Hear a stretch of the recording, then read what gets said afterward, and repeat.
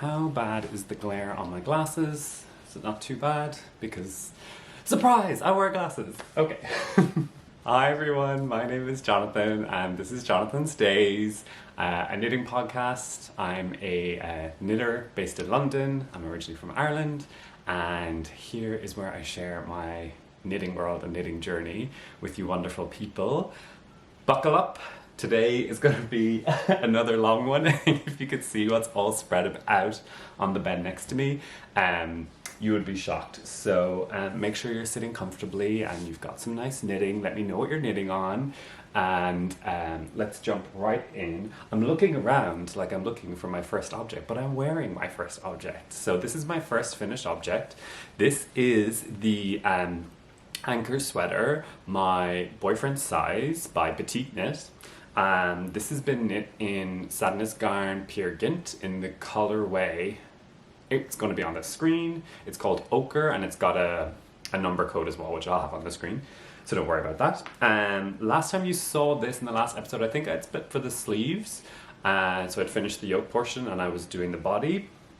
And let me tell you guys, I knocked this sweater out in 20 days. 20 days. So I can tell you I am absolutely obsessed with it. I'm obsessed with the way it looks. Like the yoke, I think, is just absolutely fantastic. It was a pleasure to knit. Like, you know, yes, this is like 1x1 rib essentially. So if you don't love 1x1 rib, you know, nobody loves 1x1 rib, but it's, you know, interesting enough that you can just get through it and just keep going. So it definitely wasn't a struggle to knit or anything like that. And then it's just like stockinette from there down. And the yarn was an absolute pleasure. So it's a Norwegian yarn and I really loved using it. It's like a really nice weight. It feels soft yet sturdy. So it's not like incredibly soft, but you know, I didn't really like, my goal for this project was for it to be a kind of like hard-working kind of garment that I could wear all the time and would be kind of a wardrobe staple, like not one of those sweaters or jumpers where I would kind of be worried about it when I was wearing it because the yarn was so expensive and the pattern was so difficult. You know, I wanted to be something that I could just throw on and go and like live my life in, especially now that the weather's changing. So I think it's really achieved that for me. The one thing I mentioned in the previous episode, which I will mention once again, is that the pattern is, I'm not going to say it's bare bones, but it doesn't hold your hand. So it kind of expects you to kind of know the basics of sweater construction. So as I mentioned previously, it's probably be a great second or third sweater once you've really gotten your rhythm, so that you can do something more interesting than like a basic sweater and come out with a really, really nice garment.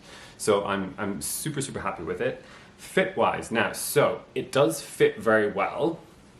I made the extra small size, so this is my boyfriend's size version, so it's been redesigned or resized or what do they call that when you graded, there you go, graded for a more masculine fit. So I think they've definitely, well, I don't have the regular version or the kids version, so I can't really compare, but I'm assuming there's been a change here to the shoulders because you know, more masculine people tend to have broader shoulders, and I'm sure the length has been adjusted. So for me, I am 5'11", and I'm quite slim, so I'm about 71 kgs, I guess. I don't know what that is in pounds. I love how I'm going from imperial to metric. Sorry, guys. So I'm quite slim, and so this is the extra small size, and I do like to wear my jumpers with like little to no positive ease. Like I do like them to be quite fitted. So here it fits great. Happy. The body, it fits pretty good. Like it's maybe an inch or two of positive ease. The sleeves, however, it would be hard for me. I'd have to stand up for you to see. They kind of go here on my hand, I guess is the best way to describe it, which I know some people like to have the sleeves come up, but I'm always pushing up my sleeves. So for me, it's not the perfect length of sleeves, and I will say that I got gauge and I knit the sleeve length to exactly as it said in the pattern. Like literally I did the last decrease and then I started the ribbing. So for me, doing any more decreases would have been, or any more length would have been too long, and it's not super fitted, which is fine. It's absolutely fine. The body is perfect. I'm really, really happy with the body.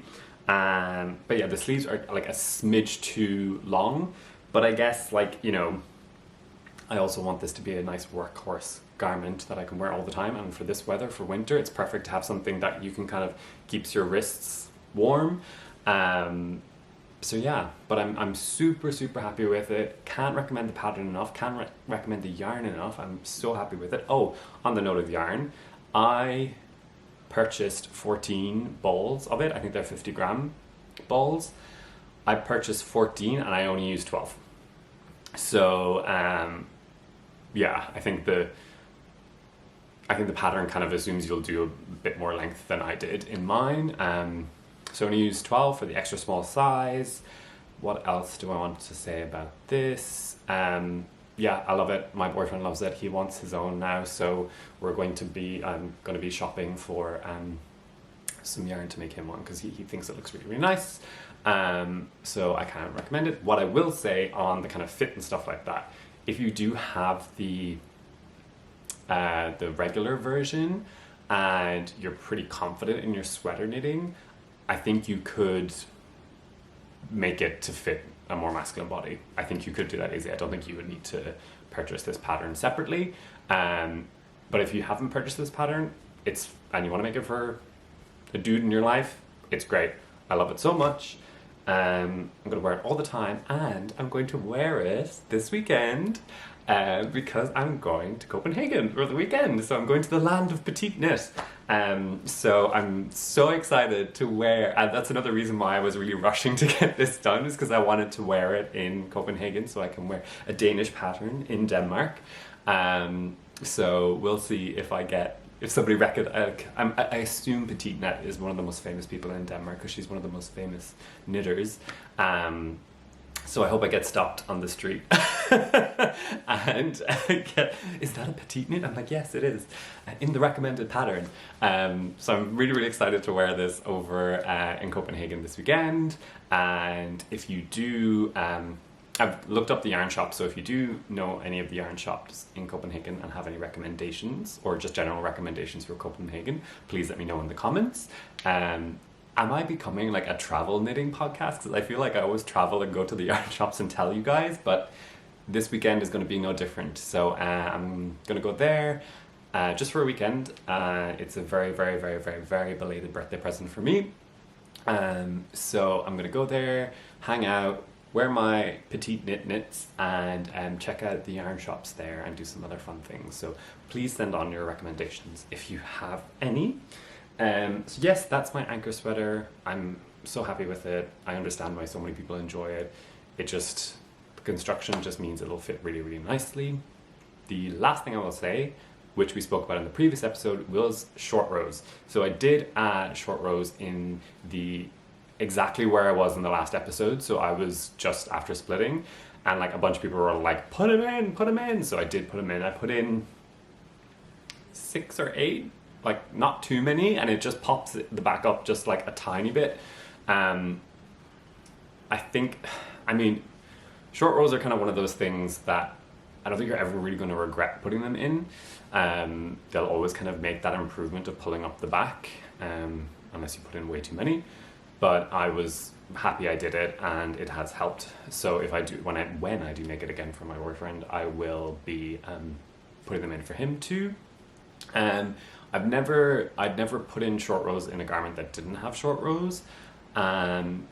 It was easy to do now that I've got quite a few jumpers under my belt, and I actually used the flax pattern from Tin Can Knits as a kind of a recipe, or a guide. So I used the kind of the proportions of how they did them, because they put short rows in the back as well. I'd use those proportions to kind of do the short rows and kind of those instructions, because it was kind of like starting from the center back and then going to the sleeve and coming back like that. So I used those proportions with my stitch numbers for this and added some short rows, and that's it.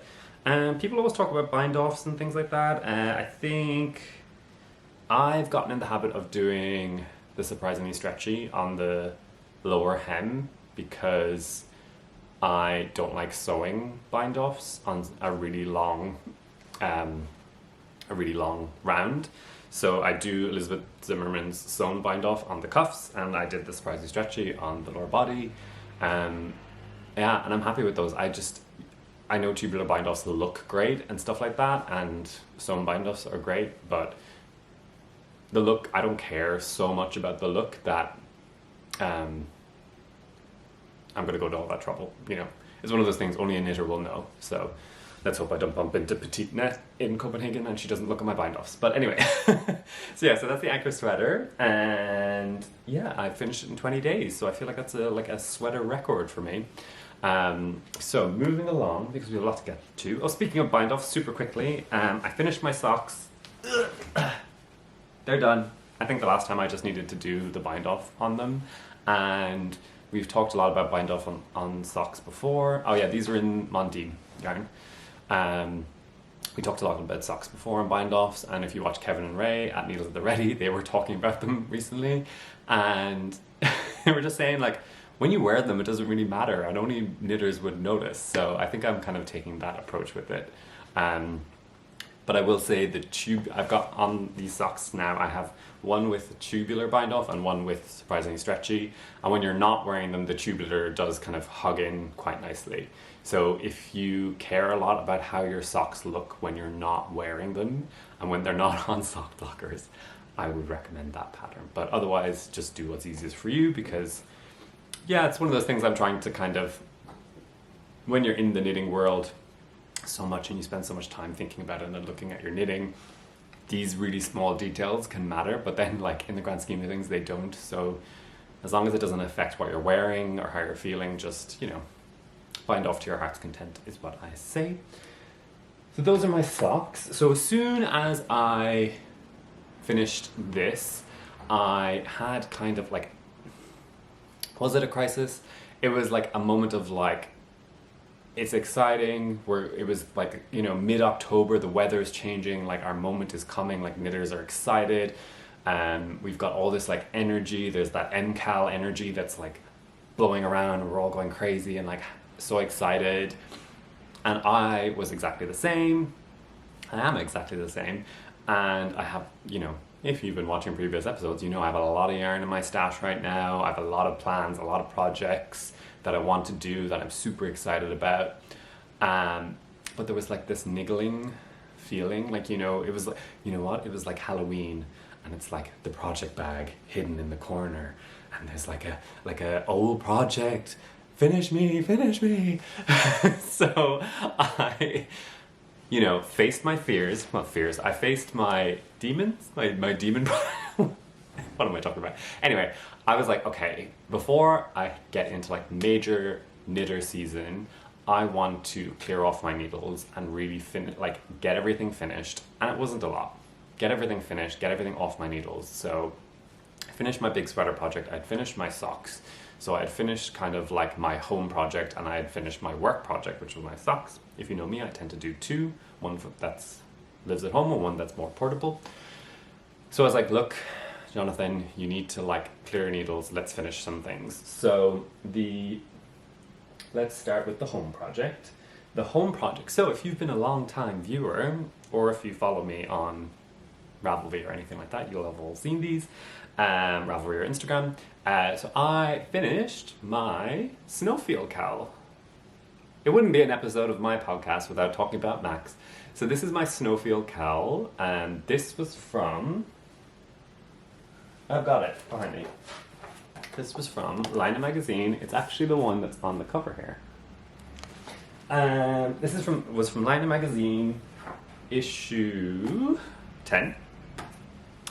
And so, but it's actually available as a single pattern now. So I started this a long time ago, June, I think, maybe even before that. I think I'd started it around the time I started podcasting, and I had been like a little bit into it. So let me just hold it up so you can see. It really fills the screen. So yeah, so that's one side, and it's like reversible, so you can flip it. I'll hold it up like this. And that's the other side. I can put it on for you. Cool. So I've been really enjoying this, and so, God, a lot to talk about with this. So let's start with the yarn first of all. The white is Qing Fibre. I have loads left over, and I know Max loves to use some Suri, so I will be making use of this. I have almost a full skein actually. So this is Qing Fibre, melted baby Suri in the color Platinum. And then the green color, which I have a tiny bit left, is, you know it very well by now, this is Walcot Yarn's Opus in the color Greenery. So those were the two that I used. Now, where to start, where to begin? So the reason this kind of took me a long time to finish, I think, was because I gave myself a very hard task by doing color work, first of all. Just color work full stop is, you know, can be challenging as an editor. Two, I was using melted baby Suri, so let me pull a strand of this out so you can kind of see. If I go like this to get it to focus, and then you can kind of see, yeah, this is what this looks like. So that was my challenge number 2, was using a fibre I'd never used before in a very, yeah, just like a completely new fibre. I didn't know how strong it was, how, like, you know, the shedding, those kinds of things. So new fibre number 2. And then 3 was I was doing continental knitting for the first time and trapping floats for the first time. So that was like three or four new techniques.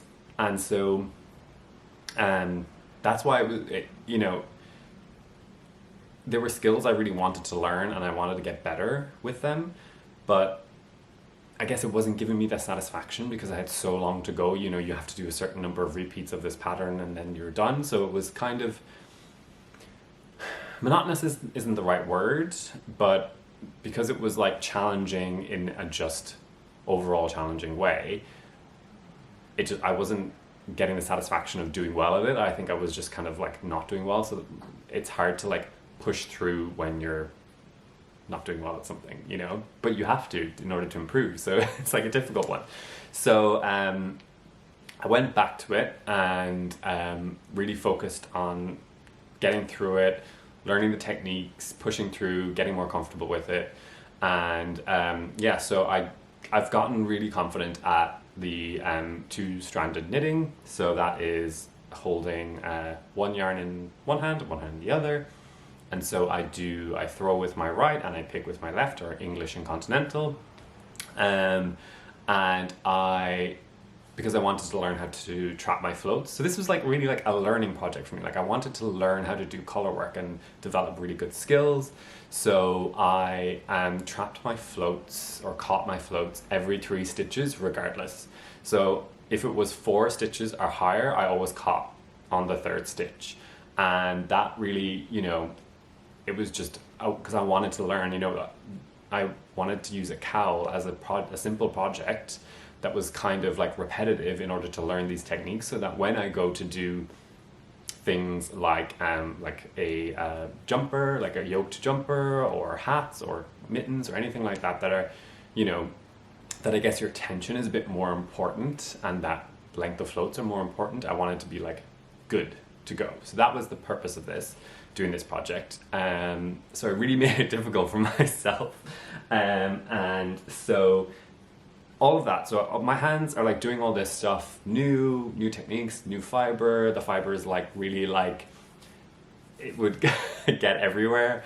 It hasn't been too bad as I've been wearing it, but so that was all like super, you know, new and challenging. But on top of that, I really struggled with the actual chart. Now, not like reading the chart necessarily, but the fact that I kept like having to like lean forward and count the boxes to see how many stitches I had to do. and it was driving me crazy. Like I did a lot of like tinking and knitting backwards and all that kind of stuff, and I just like, it was another reason why I had walked away from the project or kind of, you know, put it on ice, was because not only am I doing really difficult stuff with my hands and with the techniques, I'm also like struggling to read the chart because I'm counting.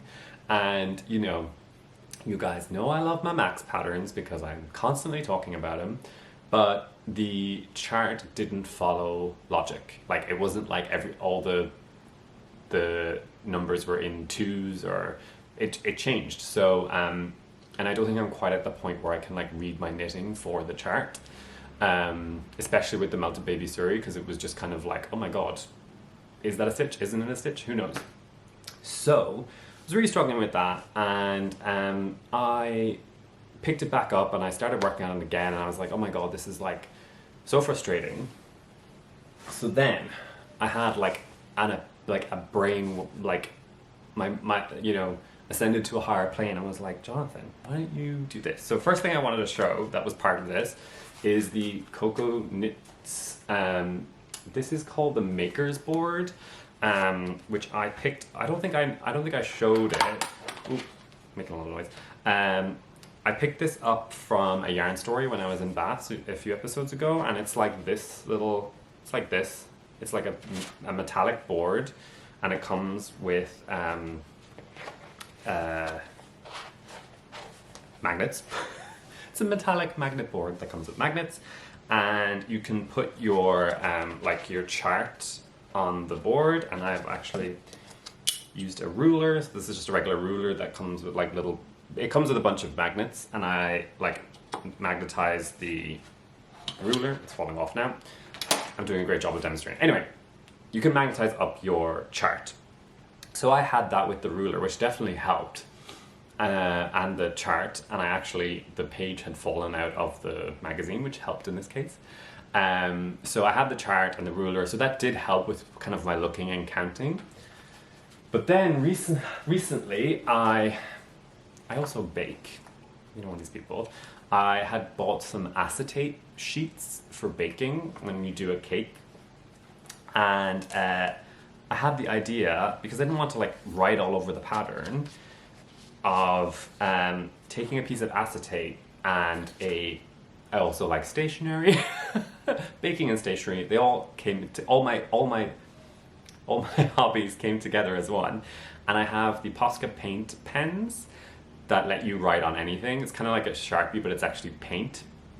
So I put the acetate over the chart and then wrote numbers next to the repeats, so that I didn't have to look at the count the boxes anymore. So I could just look at the numbers now. I wrote the numbers on the acetate and then stuck it to the board, and then that way I could count. I didn't have to count. I could just look at the number. So that helped massively. So then I could just really focus on the technique. And I just bashed it out. It took me about another week to get. I had one and a half repeats done, and there needed to be 4 for the pattern. So, or as many as you want. Some people did 3 and made it a bit tighter.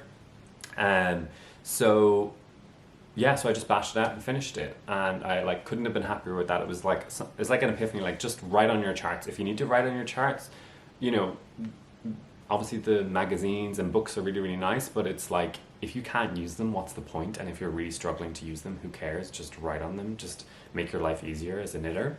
So that helped massively in my enjoyment of the color work, and now I just feel super confident in it, super excited about it to try other color work projects, which I'll talk about later. Oh my god, we're like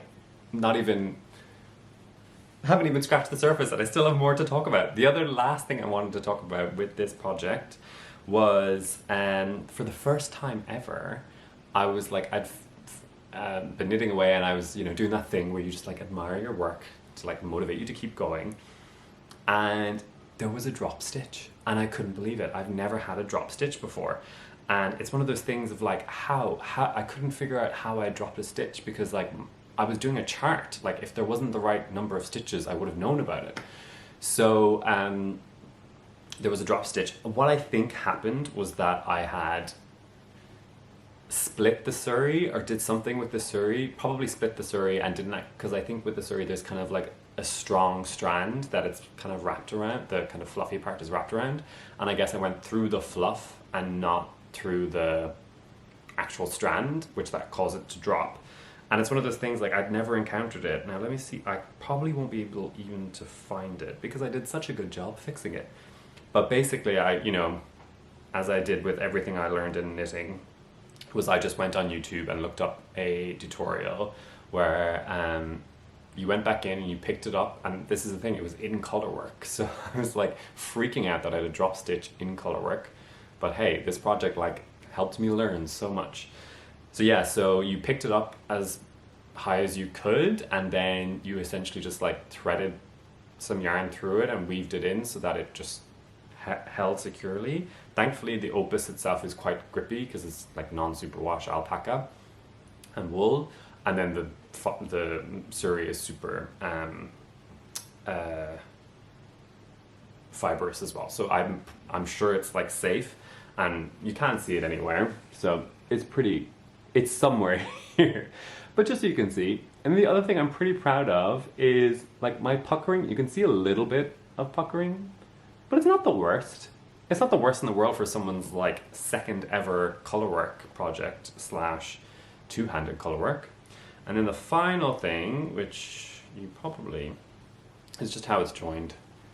This is how it's joined. It is a Russian joining technique, Russian bind-off technique, which doesn't require any extra yarn, and it uses a crochet hook. And it's fantastic. I really liked it. Again, doing it with Suri, like with the Suri, you just have to be confident that you're going the right way through the stitch.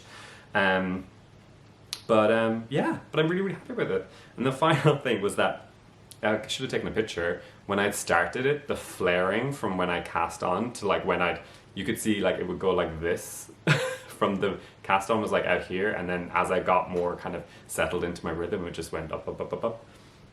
But the good thing about it being this cowl was that, you know, I bound it together. You could probably see slightly that it's a bit wider here, so this would have been the beginning.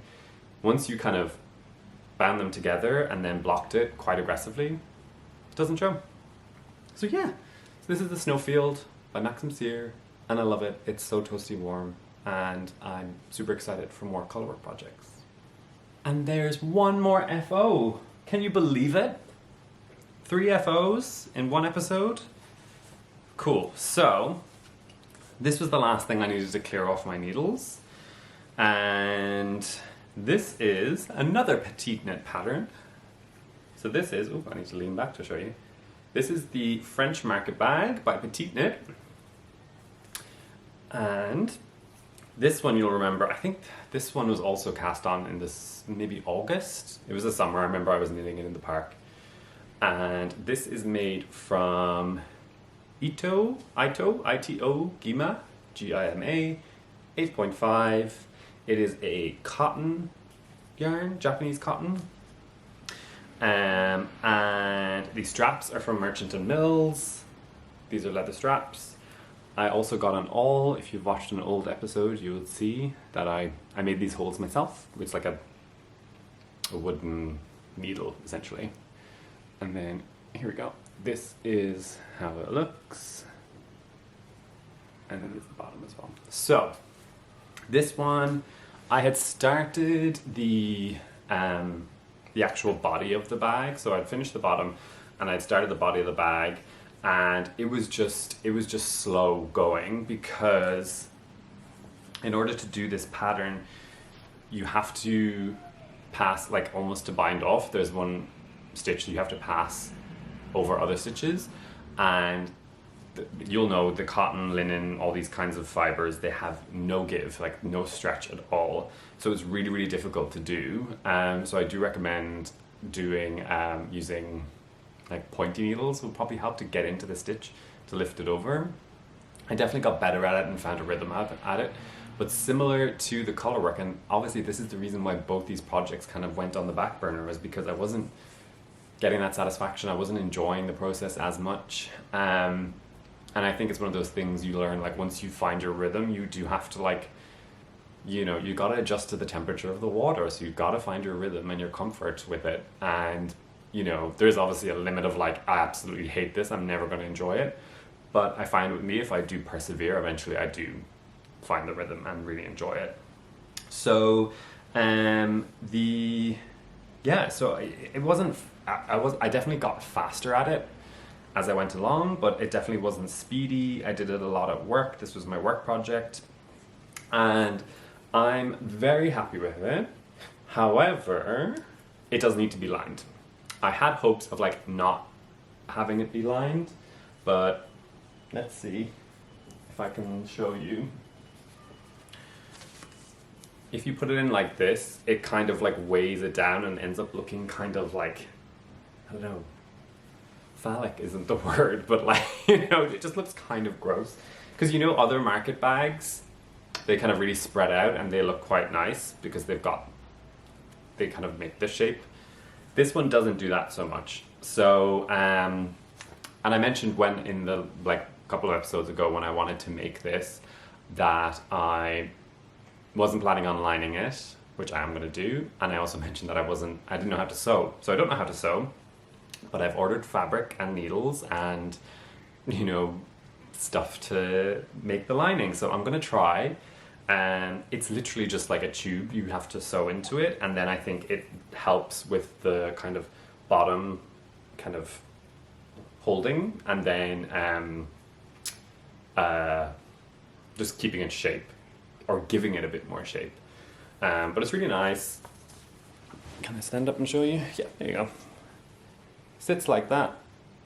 Super, super nice. And again, it is a petite knit pattern, and as I mentioned, they don't really hold your hand a lot, so there's kind of like, there's instructions for everything, even how to sew the lining, which is great, but like the bag handles, they're just like, attach the handles. There's no kind of like method of doing it, so I didn't really know how. I was like looking at pictures of other people's projects to try and figure out how to attach the handles, and I kind of just winged it. I winged it in the end, and the handles are probably one of the most like annoying things to add on. I found it really, really difficult because you're also, this yarn, I'm holding 3 strands at once, and I have some here. Ooh. So this is what it looks like. This is in the color gray, and if you remember, I did also get a black one, a black color. That was called charcoal. Let's see if I can get it close, and then you can see a single strand. It's like, and it's like flat, it's almost like a ribbon. So I was holding that triple, which was challenging because, you know, as I said previously, you're kind of passing stitches over and holding 3 strands of something, so sometimes you miss a strand and only catch one and you have to think back. So, you know, again, it's another challenging reason why I had these 2 kind of challenging projects for this same reasons at the same time. So I'm proud of myself for getting through it. But yeah, so it's really cool actually. I do like the fabric it's made and how it feels. It's like interesting. It's like not like, obviously it's not wool, but it's just a different texture and feeling. So I did enjoy it now that it's done. It's not my favorite thing to knit with, but I do have the yarn for another one, and I do have straps for another one. I have black straps, and I did order enough fabric to make another one. So I, you know, do have plans to make another one. I liked it enough. And yeah, I would recommend it. I can't wait for these handles to patina, and yeah, we'll see when it arrives. I'm not sure if I'll get it done to bring it to Copenhagen. But I am happy with it. I'm really, really happy with it. It was something completely different than anything I've ever made before. You know, I've said it before, I always try to do a project where I'll learn a new technique or use a new technique or apply a technique on something else. And I think I really did that with this. So yeah, I've really, really enjoyed it. Really, really enjoyed it. Do I recommend it? I'm not sure. If you're a beginner, probably not. I think if you really want the final product, go for it. But if you're kind of like, I won't really use it, it's not my style, blah, blah, blah, I wouldn't bother. I think this one is for the product knitters because the process is a bit challenging to do. So if you really want the product, definitely recommend. It's quite cool. But I think if I do make it again, I might alter it because the bottom is like a circle. And somebody else has done, actually, they've done and kind of like did a rectangle for the bottom and then up the side, so it's kind of more of a traditional tote bag shape. And that sounds pretty cool to me, so maybe next time. But I'm not in any rush to do it. I want to get the linings for this and see if that works, and then just see how often I actually end up using it. If not, I'll use that yarn for like a summer top or something like that, which would be quite cool. So yeah, that's the French market bag by Petite Knit. And that was my final thing that I needed to get off my needles. So with that done, the world was my oyster. Everything was open to me, and I was really excited to kind of plan out the rest of the next, I'd say 4 to 5 months worth of projects. I have a kind of a general idea of what I want to do, especially the kind of bigger ones. So essentially I have had like a cast-on swatch party. So now that the FOs are done, I'm going to get into kind of what I cast on, and what I've swatched for, and some stuff that I've received recently, the vast majority of which all has projects and connected to it. So I do try to not order stuff for the sake of ordering it that often. I always want to have a project kind of in mind once I do something. So let's start with this really quick, simple cast on, and this is connected to something I've acquired. So I'm going to jump around all over the place, and we can talk about it. So for this is an acquisition, I guess, something I've acquired recently. Let's see if I can get these looking nice. So Olann yarns, which is a hand dyer in Cavan in Ireland, who recently got a mill. So I'm actually using some of the mill yarn, so I'm going to talk about that in a second. But they have a new base, which is a sock base, a non-superwash sock base. So it's like, hey Jonathan, we made this for you. So I obviously couldn't resist. And the project I have planned is socks. So I got 3 colors. So these are 2 of them. There we go. So the color on top, the kind of gray-green, is called Muir, M-U-I-R. And then the one on the bottom is Roeh, R-O-E-H. And they are just, autumnal and beautiful. And let me see, does it have... No, it doesn't have what it's made up of, but it is non-superwash. I'd have to look it up to tell you guys, but obviously a non-superwash sock yarn, I'm definitely like jumping on board. Made in Ireland, hello, it's made for me.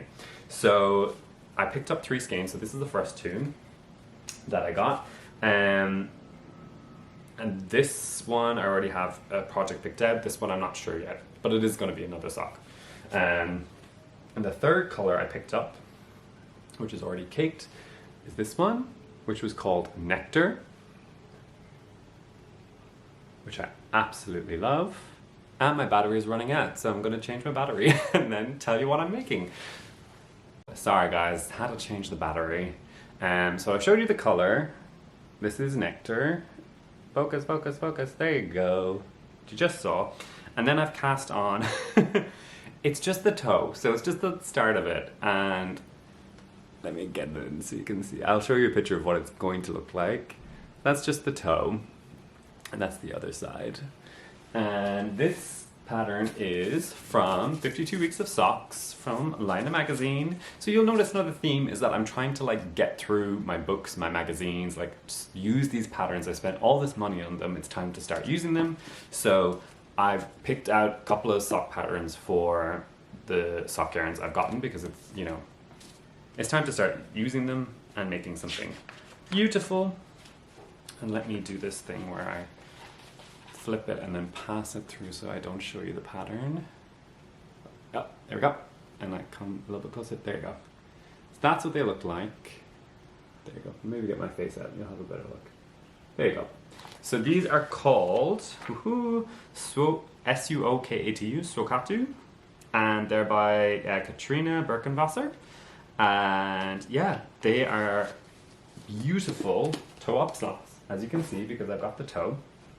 And it's also interesting that when I got the 52 weeks of socks, I had never done toe-up socks, and actually most of the patterns that I liked and picked out from the book were toe-up. And now I've done multiple, like three or four toe-up socks, so I'm super confident with toe-up socks. So much so that, like, with the pattern now, because this is like a charted pattern, I just kind of use my recipe and kind of fit the chart in with it. This one does use a heel flap and gusset for the toe up, which I've never done before, so I'm going to follow those instructions to see if I like that fit. But otherwise, my cast on was the usual cast on that I like, and I did it the number of stitches I like, because I know that fits, and that's what I like. So isn't that the joy of knitting? So to show you this one more time, so you can see this is just the start of the pattern, which I'm already think it's so beautiful, so cool. And it's weird because I already have, like, I know which like Birkenstocks I want to wear with them. But if I compare, so let's get my face out of it. Compare this side to that side. Do you see how like the stitch definition is much better here? And here it looks almost a little bit felted. Well, that is not the yarn's fault. And I would say it's not the pattern's fault, but basically it's because the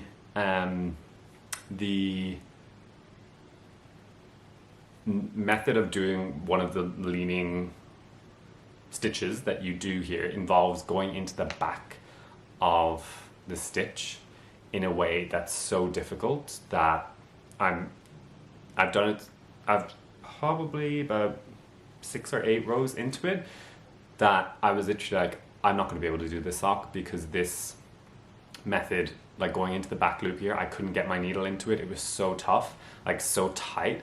And I'm not a like very tight knitter, but it was just so difficult to get my needle in there to do this kind of through the back loop thing, which I'm not saying obviously because it's in the pattern. I'm not going to pay for. Oh, this is available as a single pattern as well, just so you know. And yeah, so I found it so difficult that I was like, oh my god, I'm not going to be able to do this sock. I'm going to have to like frog the whole thing and just find a different pattern because I'm not going to be able to do this the whole way up the foot, and then, you know, when you get to the leg you do the front and the back. I was like, there's no way I'm going to do it. But then just recently I did figure out a way to kind of, you know, you can kind of slip your stitches to the right hand needle and then slip them back to get your right hand needle into the back of the loop. It's hard to describe. If anyone else struggles, I'm actually going to put it in the notes of the pattern on my Ravelry page when I do get to it, to be like, if you're doing this, here's my tip. So once I kind of figure that out, if you're doing it, have a look at my Ravelry page once I'm finished these, and I'll have a little tip, because I looked through every single one's page to see if someone had a recommendation for doing this stitch. But importantly, look how freaking beautiful this yarn is working up. I'm obsessed with it, and I think with this pattern, sorry, I've got very shaky hands. With this pattern, it's going to be beautiful, and I'm so excited. I love this like geometric lines, very my style, very my look, and it's like, it's so soft, like it's going to be good. It's going to be good, I just know it.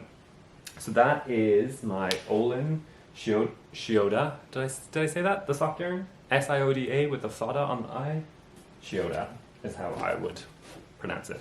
But fun fact, guys, you know, we all learn Irish Gaeilge in Ireland, and it's a tiny island, and the dialects and pronunciations are different all over the island. So how I pronounce it with my Munster Irish, which is the province I'm from, south of Ireland, might be different from the way they pronounce it in Cavan. So who knows?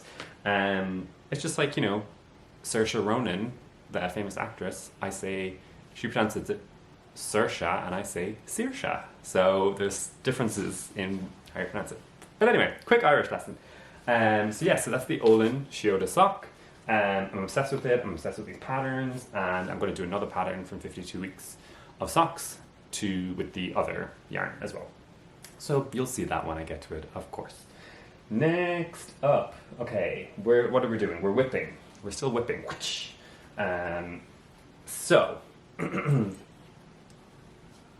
I'm speaking directly to two people who are maybe watching this video, my father and my mother, who do watch my videos. Hi, Mom and Dad.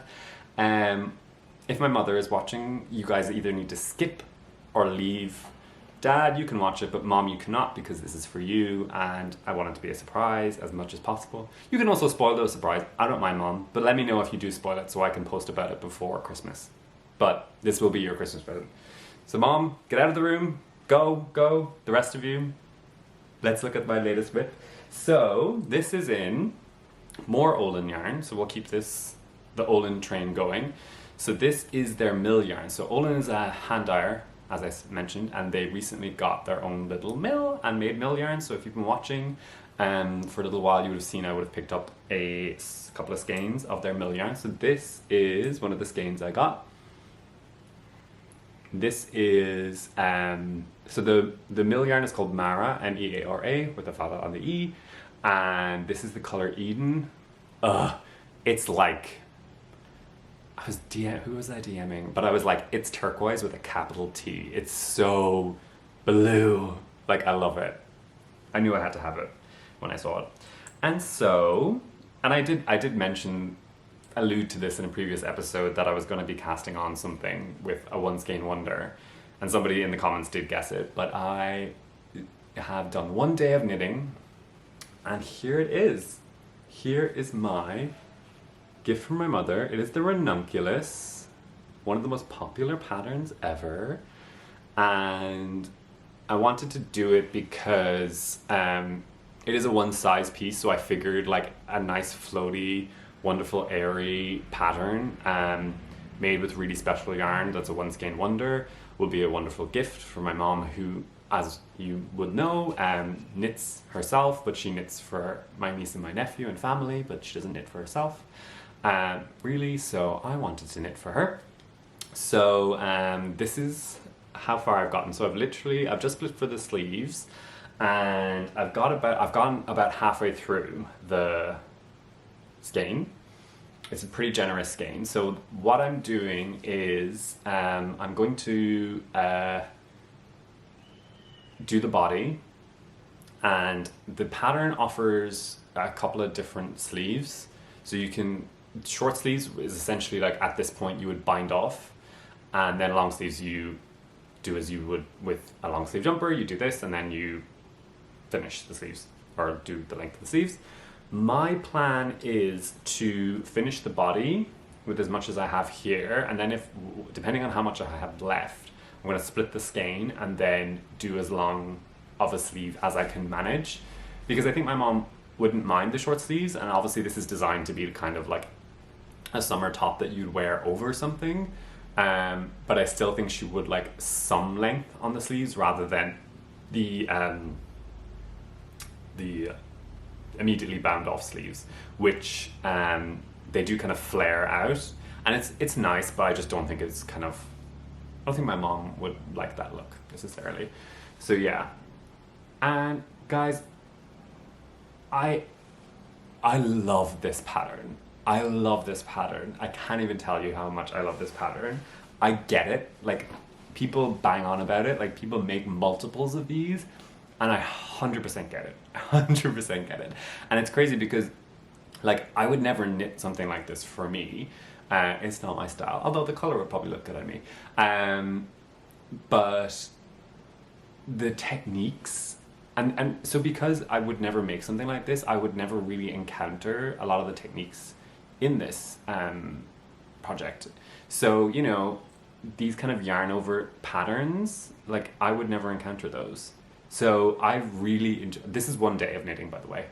I'm on vacation at the moment, so I'm just having a staycation and knitting all the time, so I'm having a great time. So this is going to be finished today or tomorrow. So my 20 days, this will probably be 2 days. Knitting is my full-time job at the moment. So yeah, so I'm knitting them on 6mm needles. It is a one size pattern. There is adjustments for, sorry, I'm talking with this in front of my face. 6mm needles, and there is adjustments for larger bust sizes, which I probably should have done, but my goal was to kind of like get it out of one skein of yarn, since it's such special yarn. yeah, so I think it will fit, like, because it's airy and loose anyway. So yes, I've super enjoyed the pattern, the techniques. This is by Midori Hirose, by the way, the Ranunculus, Japanese knitwear designer, and I'm probably just preaching to the choir because you guys are like, Jonathan, stop talking about the Ranunculus. We've all made 100 of them. We know. But if you've ever doubted it, like, just do it. The pattern is written so well. She has videos for like every single technique on the project page. You could even just go and look at those videos because they're so helpful. Yeah, I've enjoyed it so much. I would knit it again for, someone in my life who wanted one. And it's just beautiful. It's absolutely beautiful. Oh, God. I'm obsessed. I'm just obsessed. So yeah, so that's my Ranunculus for my mom. It's going to be a Christmas present for her. And yeah, what else do I want to say about it? The one thing I want to say is I don't think it's a beginner pattern, but I think it does, like, almost in contrast to the petite knit, that they offer like how to do every technique. So I think if you're a very adventurous beginner, you probably could take it on. The one thing I would say is that because there's kind of lace moments in it, if you do make a mistake, it's harder to fix the mistake or find where to pick back up things. And I did make a few mistakes. Accidental yarn over is thrown in there, and then your whole thing. So this part here, where the kind of diamond sets of holes are, where the 2 holes are, I added a stitch, so everything was off by 1, so I had to go all the way back. But it wasn't too bad. But yeah, I'm gonna keep holding this up, guys. It's so beautiful. Anyway, so that's my Ranunculus for my mom for Christmas. I'm gonna be finished it in a couple of days, and I will post pictures on my Ravelry because my mom isn't on Ravelry, so she won't see it.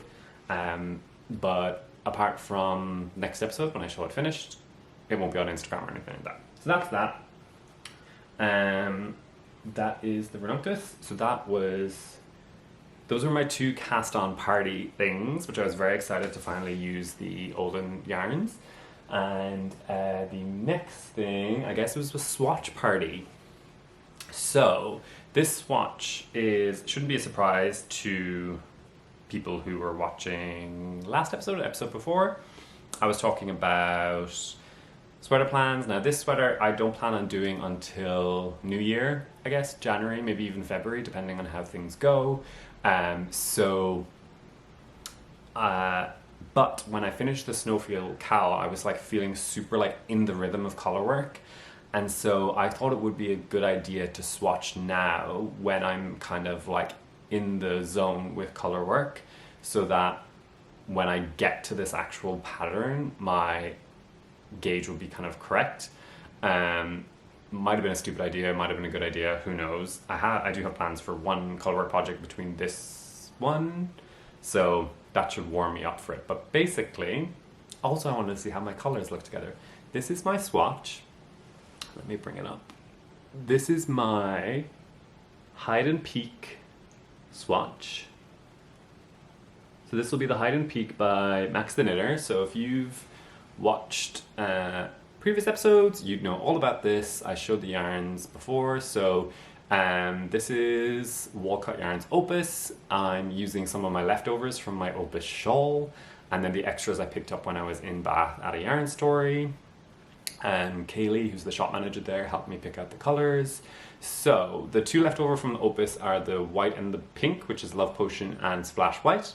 And then the golden color is called Goldenrod, and then the main color is called Cove.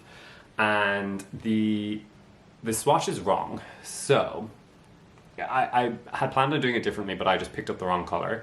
So the pink and the white will be swapped. So the white... Yeah, so basically the white, there's the least amount of it, and I have the least amount of the pink. And also, so this is kind of the way it lands. Almost makes a funky tie. So this is how it will look on the body. There you go. and then it kind of goes, this is how the yoke is. So, so the pink and the white will be swapped, which I think will look really, really nice. Oh no, I'm lying. The pink and the white are swapped, and then the goldenrod and the... Yeah, so it'll be pink first, then goldenrod. No, I'm lying. Pink, white, goldenrod. Yeah, anyway. Regardless, I just really enjoyed how the colors mixed together, which was kind of the purpose of this swatch. So I did the color work swatch, and then I've done like a bit of just plain stockinette so I can see the gauge. I'm really, really happy with it. This is still... God, you know it's a bumper episode when not only my battery dies, but my card dies too. Are you still comfortable? Anyway, so, purpose of this swatch, happy with to just check my colorwork gauge to make sure that wasn't too tight compared to my other gauge, check the fabric itself, and check the colors. Colors I'm so happy with. It's giving me like 80s ski vibes, and my plan is to have this ready for when I go skiing in March. So it's just perfect. It's everything I wanted it to be and more. On swatching, very quickly, this was a lazy swatch where you bring the yarn around the back, so you're always doing it and you're not doing any purling. So I don't have any rowing out problems because I like English style, I don't think they tend to have rowing out problems. My purls pretty much match my knits, so I don't have rowing out on my stockinette. So this is just like flat, so it's not, I didn't need to do the string around the back. Whereas for the color work I did, because I didn't want to purl in color work. Something I should learn, but I didn't want to in this case.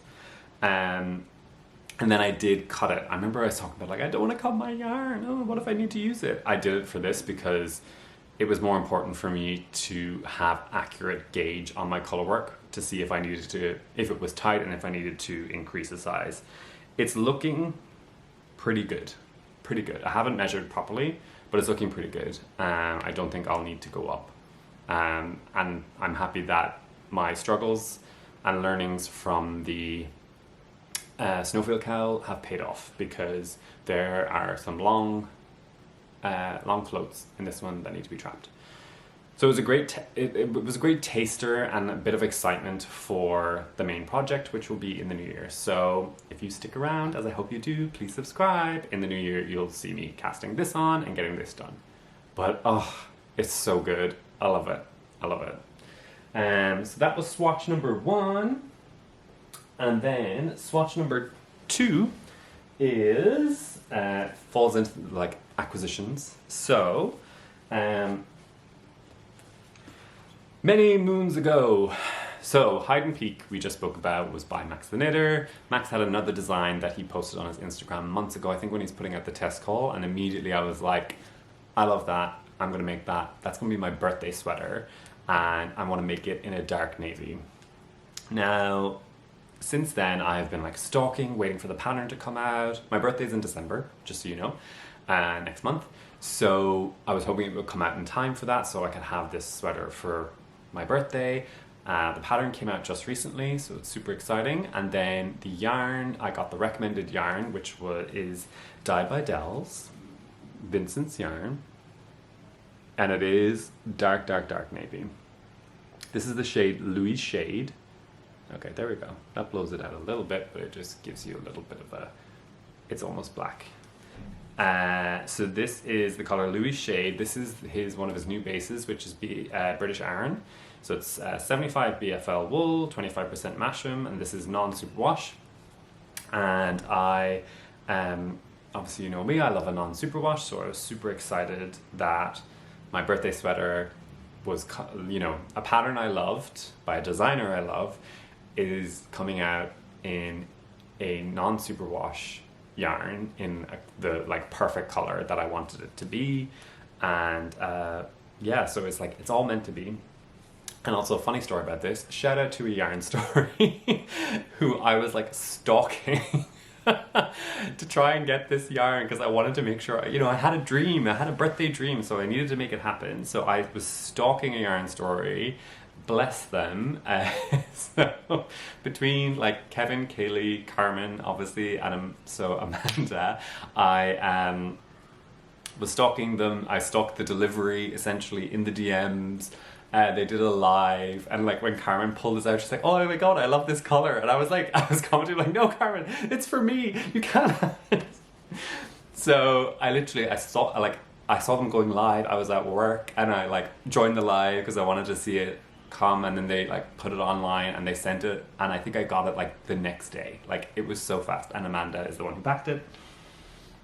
So I have my birthday yarn, I have my birthday pattern, and I've started a wee swatch of the, there we go, push it together a little bit, of the kind of texture. And so I started this swatch just because I want, you know, with the hide and peek as well, and this like, you know, it's like the preview gets you excited about, you know, the sweater. Oh, this has got vegetation in it, I love it. It gets you excited about the sweater. So I cast on this little swatch, and you know, because it gives you the gauge in the pattern and it gives you the gauge in stockinette. I don't know how I'm going to count stitches on this, so I think I'm going to switch and do a stockinette swatch. And this is on, what are these? 5mm. By the way, I use Addies. These are Addy clicks, which I really, really like, and I've actually started changing to the shorter tips rather than the longer tips, because I find for most of my projects a shorter tip is fine, and like when you're doing small circumferences, these are good to have. So just FYI, if you're ever wondering what needles I like. And so yeah, so I really like the texture pattern that it is creating. I can't count the stitches on this swatch, I don't think, so I'm probably going to unravel this and redo it in stockinette so I can check my gauge that way. Let's see, I can give you another look at the navy. Oh, so good. And so that is this will be cast on pretty soon, probably like very beginning of December, because it's a worsted weight, well, Aran weight, so I'm pretty sure I can bash this out in less than 20 days. Not quite two days like the Ranunculus, but definitely quite a while. So that's that, and that's my other swatch moment. And yes, so that's all the swatching and casting on and finished object. The last couple of things are some acquisitions, and I'm going to jump straight into this one because I've literally been dying to show it to you so I can kind of use the things in it. So this is similar to my mother. If you are joined the Mysterious Forest Sock Club from Les Garçons, Max and Vincent, keep the Les Garçons train going. Here's your spoiler warning for the first, the October skein, because I'm about to show it to you. They showed it on their own podcast, Happy Hour with Les Garçons. So, yeah. Plus their shipping is so great. I'm shocked. I would be shocked if you don't have it already. First things first, this was the main thing that I wanted to show you so I can get it off, is the little pin. And I actually stuck the sticker that came on it on the back, because I've noticed it's like the regular like fox and then the mysterious fox pin, and it's like a rose gold. And I've actually got my big knitting box, bucket where I put all my pins. So I'm going to put the mysterious guys here. So yeah, and I'm also, it means like I've got to get the hide and peek pin as well too. Anyway. So I'm going to put that right on this as soon as I'm finished this. So it comes with a pin, and then here is the collar. Okay, so first of all, little progress keeper. It's a little foxtail, so cute. And the color, what do they call this color? This is Mysterious Fox.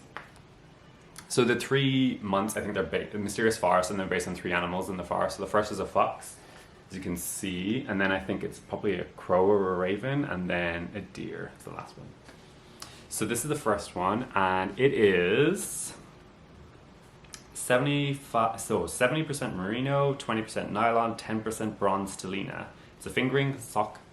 So it will be my first pair of superwash nylon socks. You know, it's not usually my thing, but let's see if I can get some of the sparkle in there. Can you see the sparkle?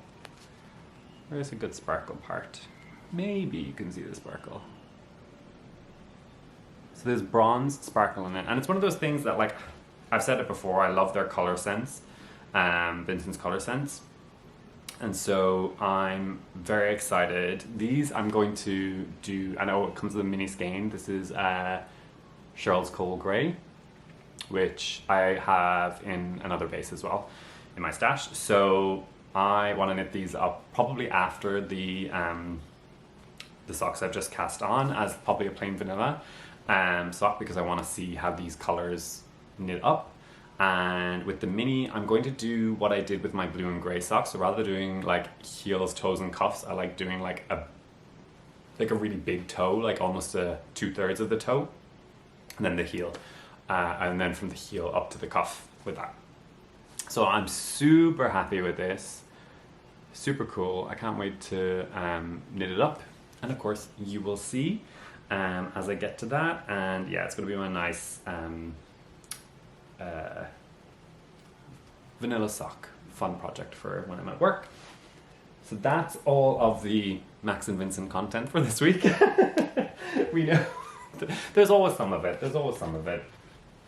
Maybe next week will be the week where I actually don't talk about it, but who knows.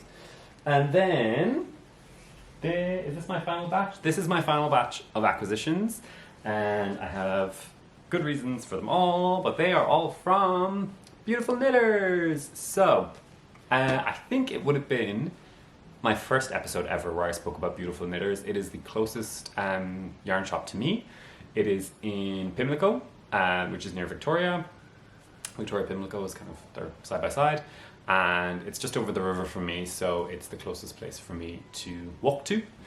And it was probably my very first episode, and I kind of think that going there for that first time and meeting other knitters in person, which was the first time after the pandemic, like during the pandemic when things started opening up slightly, was kind of a motivator for me to start the podcast, because I wanted to kind of, when I went there, I had such a great time. I spent like an hour there chatting to them, picking up some things, and kind of when I came back, I wanted to kind of keep sharing because we had such a great time talking. So I wanted to do some talking about knitting and share what I'd gotten, and so that was kind of the motivation for the podcast. And here we are, nearly 4,000 subscribers. It's insane. So I'm kind of like, it was a part of the reason I started. So it was my first time back since then, and I kind of went to pick up the same things I did last time. So I picked up, so you saw the last episode that I finished the Musselburgh hat, which I enjoyed so much. Go back there if you want to hear me rave and rave and rave. And so I want to make another one. I want to make one for me. That one was for my boyfriend. Although really this one will probably end up being ours. So I picked up another skein. I'm going to do the same thing as I did. Picked up another skein of the Hedgehog Fibres, Cashmere Merino, which I will hold double for the Musselburgh. And it is, which I love Hedgehog Fibres because it's from Cork like me. And I picked up the color Petrol. I think this was their last skein of it, so I was really, really happy with that. And then the other yarn that I wanted to try was this one, Knitting for Olive, Merino. So it looks like this, and then these together. Oh, so good.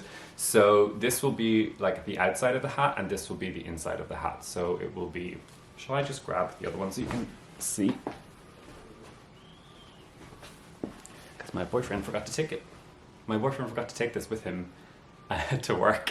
And he texted me being like, my ears are cold, I forgot my hat. So yeah, so this is what it looks like. So this is Hedgehog Fibres and this is Gartner, but in this case, I will swap and use this one. So it'll be like a blue version of it. So this will go there and that will go there. So that's the plan. So I picked up those, and this one you know because I spoke about it before. And then the Knitting for Olive I wanted to try. It is 100% extra fine merino, traceable, non-museled, Wecotech standard 100. I don't know what that means. And it's a fingering weight. I love the color, and it's funny because this is called Petrol and this is called Deep Petroleum Blue. So it's like they're meant for each other. So this I'm going to cast on this week in the next couple of days because, as I said, we're going on holiday, so I want to have a muscle burr on the needles for when we're traveling. So tomorrow or Thursday I'll cast it on, get through the increase section, so I can just get to the part where you're just knitting in the round. And for me it's perfect for like trains, planes and automobiles, to just have something you can just knit. So that's my plan for those. And then the other thing I wanted to pick up was for one of the 2 Christmas presents I'm making for my family, because I'm doing more traveling, which is very expensive. So it's just a couple of handmade gifts. And so this is some Roeh pure wool superwash worsted, 100 grams, a big ball of Roeh. So you're saying, Jonathan, you don't really like superwash. Why are you picking up this? This is for a gift for my brother's new dog. So I want to make the lucky dog sweater, jumper, pullover from Pearl Soho. So I picked this up to make him a little doggy jumper. I think I mentioned I measured him when I was at home recently. So yeah, it's a really nice, again, another petrol blue. I feel like it was all the petrol blues in Beautiful Knitters. So yeah, so I picked this up to make that, and it should be a pretty quick sweater. And it was funny, I was talking to Karen, who's the owner, who's wonderful, and when I was picking this out and we were talking, I was like, oh, I think I might need 2 skeins, and she's like, is it top down or bottom up? I was like, I can't believe we're talking about a dog jumper. But it was top down. If you're, yeah, top down as in from the neck down on the dog. So it might need 2, but we kind of spoke about I can make it a little bit shorter. Like, it doesn't need to be super long. I think as long as his front paws and neck are covered, I can then just knit till it runs out and goes along his back as far as it needs to go. So yeah, so that's that. I'm very excited to make this. Hopefully it'll be a fun, quick knit. And then the final thing I got from Beautiful Knitters, and full disclosure, Karen put these in my bag and gifted these for me to try. And if I'm honest, I wanted to try this anyway because I obviously keep up with them, and it was after my first visit that they came out with their own yarn range. So this is Beautiful Knitters yarn, which Karen stuck in my bag and said, I don't have to say anything, I don't have to make anything, but you know, she just appreciated me coming back and mentioning them on the first podcast. And so yeah, tried to refuse. But Karen is so lovely, so when you guys visit, make sure you say hi. But it's actually really cool yarn. I originally wanted to like swap this for this to use for the muscle burr, but they didn't have the color didn't match, and actually this is a sport weight and this is fingering. But this is, let me look it up, 80% merino, 20% camel. Now, did you know that you can get camel? So yeah, apparently you can. So she kindly gave me 2 balls of the Beautiful Knitters yarn, merino and camel. This is in the color pine, and it's super like, oh sorry, I'm doing that weird like rubbing thing. So this is, it feels softer than the Knitting for Olive merino. I don't know, I've never used camel. But yeah, I love this color. This color is very me. And it will either be a hat, or I actually think it would be cool mittens if I go get another color, which I will pay for myself. Thank you very much. But yeah, I wanted to try it myself anyway. So thank you, Karen, for that. Stop on by Beautiful Knitters anytime, or if you want to try some camel, I'm sure it's available online. So yeah, so that was the last thing I got, and I think that's enough. Don't you think that's enough? This video has been split into multiple parts, so I don't know how long it's gotten at this point. But yeah, so I have a lot I got a lot done, a lot cleared off the needles, so a lot to go, and I'm very excited about all the kind of new projects I have coming down the line. And finally, I wanted to give some podcast recommendations because I haven't done that for a while, and I feel like it's important to share the love. People have been shouting me out. It's like been really, really nice. So I have 3. The first one, some of you might already know because he's very prolific and very fantastic, is Sticks Plus Twine, which is Eric. He has kind of gotten back into his rhythm of podcasting recently, but he does post like full-length podcasts like the one, like these ones, one shorter episodes, different things, so it's always something new and interesting. We have been messaging a lot, we get along really, really well. I think we are enabling each other really badly because if you go to his most recent episode, he got a Hide and Hammer bag, and I'll show you what he enabled me to get because it's still out. He enabled me to get a sweater dryer. This is an OXO sweater dryer because my Ankers sweater took 6 days to dry, and I was like, I don't care, I'm ordering this. You can't, like, I had to order it from America, so it took quite a while to get here, but it's so worth it to me because it took so long to dry the Ankers sweater. So we enable each other in strange ways. But yeah, he's a fantastic knitter, lots of garments, and I think they just finished a fall finish along, I think. I think it'll probably be just about done by the time this goes up. But I think by like osmosis, it was kind of like helped motivate me to actually finish the things as well. I probably could have joined in the knit along, but anyway. So yeah, so definitely check him out. He's fantastic. And yeah, Sticks Plus Twine. Definitely check Eric out. Next one is Hive Knits, which is Lizzie, who is, it's funny, she's like Inga from Knitting Traditions in that she's a doctor. I'm like, how do people have time to knit and be doctors? It's crazy to me. But Lizzie is wonderful, and it was one of those ones where I was like randomly watching an episode and she mentioned me. It was like one of those exciting moments. So she's great. She's just started, or she's currently test knitting her first pattern, and her first pattern is a sweater, which is crazy to me that, like, you know, I'm like, maybe I might try making a cowl because it's just a tube and it's really easy. And she's like, no, I'm gonna go hard or go home. So Lizzie's fantastic. Her first design, it's so great, it's so beautiful. Definitely check her out. And then in her latest episode, she has this amazing jumper on with like a neon neckline, which I'm like obsessed with. I'm like, ooh, I need to copy that. And she did talk a lot about elastic in a recent episode on necklines, which is actually something they mention in this pattern, to put elastic on your necklines.